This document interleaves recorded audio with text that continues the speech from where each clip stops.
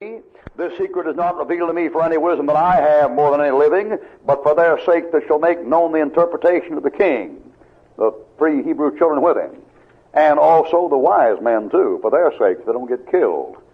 And that thou mightest know the thoughts of thy heart. Thou, O king, sawest, and behold, a great image. This great image, whose brightness was excellent, stood before thee, and the form thereof was terrible. It inspired terror, terrible. The image's head was of fine gold, his breast and his arms of silver, his belly and his thighs of brass, his legs of iron, and his feet part iron and part clay, and part of clay. Thou sawest till a stone was cut without hands, which smote the image upon his what? Feet. That's the most important thing in that whole chapter. The feet. On the feet that were of iron and clay, and break them in pieces. Well, if you bust off fellas both his feet, what's going to happen to him? He's going to fall down. Then was the iron and the clay and the brass and the silver and the gold broken to pieces together and became like the chaff of the summer threshing floor. Chaff is lighter than wheat or corn kernels, and that stuff was metal. And that metal got beaten so fine that you could blow it away before you could blow away wheat, grain of wheat that came out of the shock.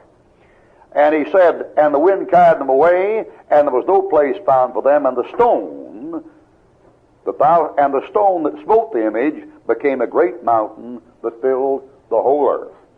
All right, now this image, 31. Thou, O king, sawest, and behold, a great image. This great image, whose brightness was excellent, stood before thee, and the form thereof was terrible. And we use it in the sense of ugly or horrible or frightening, and the original word is, as you find it here, to impart terror. If it's terrible, it instills terror. And this image's head was of fine gold. Interpretation. Verse 37.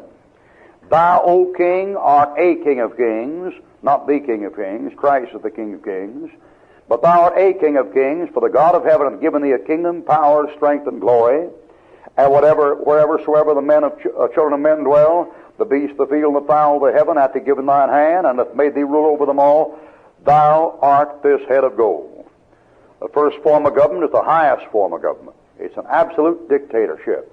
An absolute dictatorship. All right, then, the king of Babylon is the head of gold. Notice how it is not only a king, but a kingdom. Look at verse, in the passage, look at verse 39. And after thee shall arise another kingdom. 39, another kingdom. 40, and the fourth kingdom. Now, it's very important you get that, because when the expositors get to Revelation, they all make the same mistake. When Pember and Larkin and Lindsay and Kirbon all get to Revelation, they have the beast that comes out of the sea. They have that just a kingdom. It is not just a kingdom, it is a man. Take your Bible and turn to Daniel chapter 7. Notice when the Bible represents the kingdom, it is always reference to a king connected with that kingdom. Now, Daniel chapter 7, here are four beasts that come out of the sea. And look what the Bible says about their definition. Daniel chapter 7, verse 17. These great beasts, which are four what? Kings. See that thing? They're not just kingdoms. Now they are kingdoms. Look at verse 23. Thus he said, the fourth beast shall be the fourth what? You see that? Both are so. All right, back to Daniel chapter 2. There's nothing like the Bible to clear up the pulp literature. All right, Daniel chapter 2, verse 32. The image's head was of fine gold. And then coming on down, verse 37 and 38, the head is Nebuchadnezzar, the king of Babylon. All right, Nebuchadnezzar's kingdom runs from 606 B.C. to 536 B.C. 606 to 536 years before Christ. That's when Babylon is the world power and runs the show. All right, back up at Daniel 2:32. And his breast and his arms of silver. Interpretation. Verse 39. After thee shall rise another kingdom inferior. So that's degeneration. It's a military dictatorship. And after thee shall rise another kingdom inferior to thee, and that'll be the kingdom that follows Babylon, and that's silver, And that kingdom is Media Persia.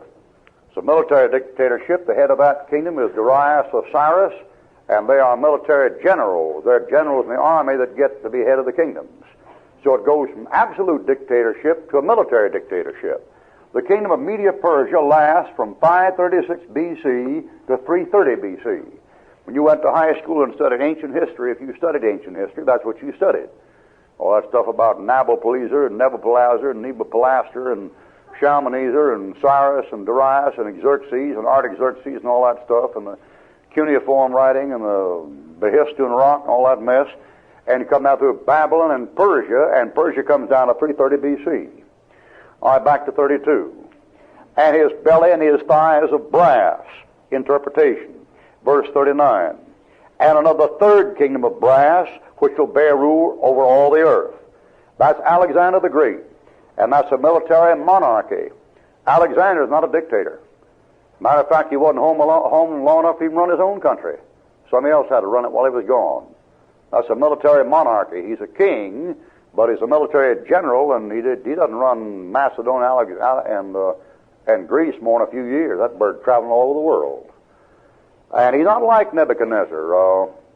Those Oriental monarchs, boy, you want sure enough, man, you want something that's absolute.